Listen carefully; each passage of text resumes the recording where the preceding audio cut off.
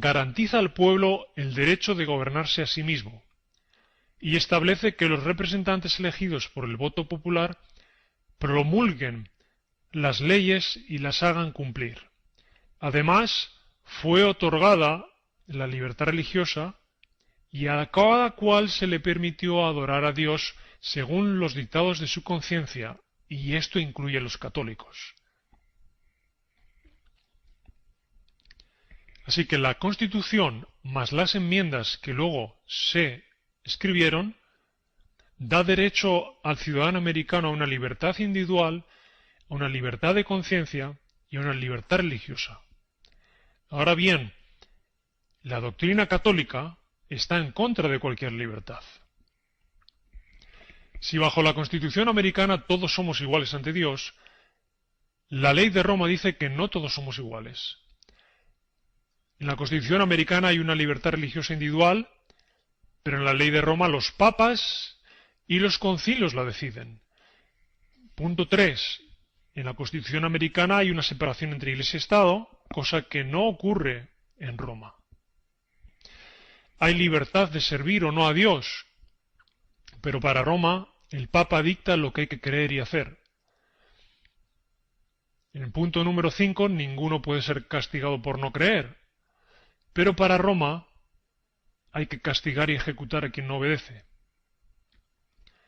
Por último, bajo la Constitución, el pueblo tiene el poder civil, pero para Roma, la Iglesia es quien controla el poder civil. Por eso, el Vaticano considera la Constitución de los Estados Unidos un documento satánico, según el libro.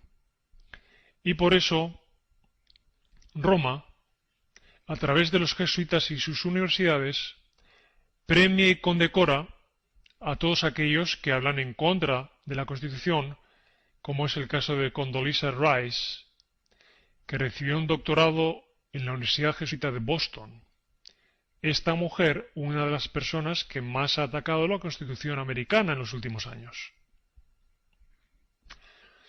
Charles Chiniquy, ex sacerdote católico, dijo en 1886, hace más de 100 años, está muy cerca el día cuando los jesuitas gobernarán este país.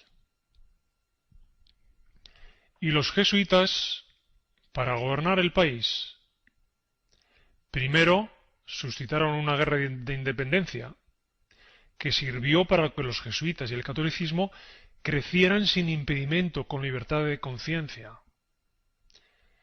Y luego suscitaron una guerra civil que sirvió para comenzar a tomar el control de la nación y a cambiar el estatus de la misma. Lo que ellos quisieron y querían era pasar de una nación que fuera de un estado federal a una nación con plenos poderes del presidente, porque controlando al presidente les sería más fácil controlar el país. Así que en la guerra civil de los Estados Unidos tenemos en el norte a los católicos irlandeses, especialmente los que más influyeron, y en el sur a los protestantes. ¿Cómo consiguieron los jesuitas llevar a cabo esta guerra y enfrentar a la nación? En el norte usaron el Partido Republicano, controlado por los jesuitas, y en el sur utilizaron la masonería para agitar y radicalizar las partes y provocar un conflicto.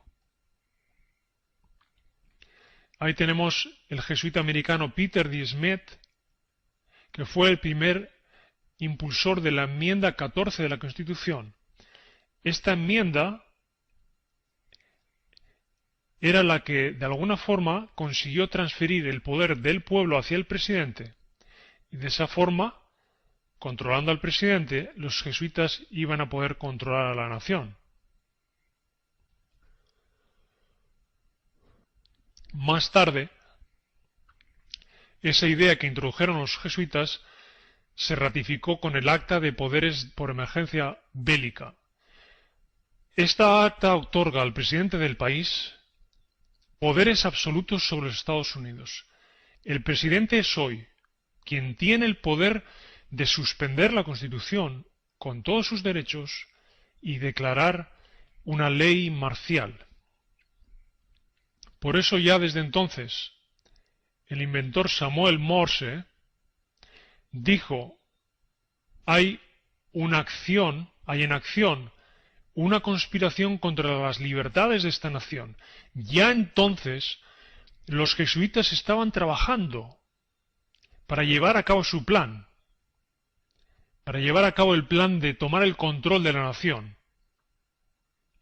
Así lo reconoció también el propio Abraham Lincoln, que hablando de la guerra civil dijo: esta guerra no habría sido posible sin la siniestra influencia de los jesuitas. Desgraciadamente, Abraham Lincoln se opuso a la acción de los jesuitas porque el autor de ese libro, Chiniquy, era amigo íntimo de Abraham Lincoln y le puso en conocimiento del plan de los jesuitas.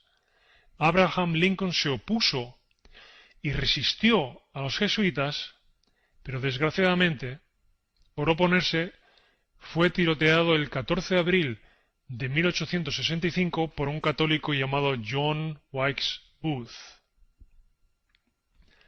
Igual que Lincoln, otros presidentes que se opusieron o no fueron fieles a lo que los jesuitas marcaban que se tenía que hacer, corrieron la misma suerte, como John Fitzgerald Kennedy. Los jesuitas ni aun a los propios católicos respetan si éstos no obedecen sus órdenes. No deje de leer ese extraordinario libro que es Vatican Assassins, que describe la historia de los jesuitas y cómo se han infiltrado en las naciones de todo el mundo para tomar el control del planeta. Los jesuitas, como hemos visto, están en el control de la masonería. Y los propios jesuitas, a través de la masonería, han llegado a formar grupos religiosos, como son los mormones, como es el movimiento de la teosofía, o como son los testigos de Jehová. Así que los jesuitas, a través de la masonería, fueron los que, de alguna forma, dieron inicio al movimiento de los mormones. En el libro que hemos mencionado, Vatican Assassins, se describe cómo José Smith, fundador de los mormones, era un masón de alto rango. Su sucesor, Brigham Young, era también masón de alto rango. Este era amigo íntimo de Peter de Smet, que acabamos de mencionar, uno de los jesuitas americanos más influyentes del siglo XIX. Ahí tenemos a Brigham Young en una fotografía, en un dibujo de la época, y si acercamos la imagen vemos cómo llevaba un símbolo masónico en su vestimenta. Él fue presidente de la Iglesia de los Mormones desde 1847 a 1877. Y si observamos el templo mormón en Salt Lake City,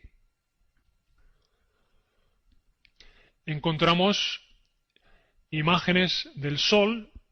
Fíjense en la imagen aquí del sol, como tenemos una imagen de un saludo masónico. En la segunda imagen del sol a la derecha encontramos el sol con el ojo que todo lo ve, que ya hemos dicho lo que eso simboliza. En la parte de abajo, la primera imagen, encontramos una estrella de 5 puntas, un sol y una luna, símbolos paganos, de adoración pagana, y la parte más a la derecha, una imagen con varios pechos, también símbolo obtenido del paganismo. Sabemos que los jesuitas controlan la masonería y también fueron los masones los que dieron origen al movimiento de los testigos de Jehová. En el libro Bloodlines of Illuminati, Fritz Springmeier dice que el masón Charles T. Russell fue quien fundó la sociedad Watchtower y quien secretamente practicaba magia de Enoch. Sabemos que ese símbolo que aparece ahí, la corona y la cruz, es un símbolo masónico. En la revista Masonic Report encontramos lo siguiente. ¿Qué simboliza el emblema masónico de la cruz y la corona? Respuesta. La cruz masónica es una cruz filosófica según Albert Pike. Es un símbolo filosófico en el sentido de que representa el principio generador de fecundación por la vara perpendicular, simbolizando el falo, y la matriz de la naturaleza, por el hueco horizontal. Y ese símbolo podemos encontrarlos, fíjese en la parte izquierda arriba, ahí mismo. Igual que encontramos otro símbolo en la parte derecha, que es de origen templario. Watchtower, de hecho, es la traducción de la palabra hebrea mizpa. En la época de Russell había 3 templos masónicos con ese nombre que operaba en la zona donde vivía Russell. Después de abandonar la iglesia congregacional, Russell estudió religiones orientales como el budismo durante 2 años. Después de ello obtuvo conocimientos e instrucción de la masonería, de los que habló en alguna de sus publicaciones. De hecho, los primeros lugares donde se reunían los testigos eran en templos masónicos, como el que vemos aquí. Obsérvese bien el símbolo del sol alado. En la parte de arriba encontramos el templo y en la parte de abajo las imágenes ampliadas. Símbolo usado en Egipto, en Babilonia, por espiritistas y también por masones. Esa es la tumba de Russell, al lado de un complejo masónico en Pittsburgh, Pensilvania. Y si nos acercamos a la pirámide que ya hemos dicho lo que representa, encontramos otra vez el símbolo de la cruz con la corona. Russell usó la pirámide para hacer su tumba y mandó quemar sus restos mortales 3 días después de su muerte, tal y como acostumbran los rosacruces. Ahí tenemos el libro Plan Divino de las Edades, donde aparece el disco alado, símbolo del dios Sol Ra, el cual fue usado por Russell en la portada de sus libros. Evidentemente estaba comprometido y fascinado por todo el egipcio y sus misterios ocultos.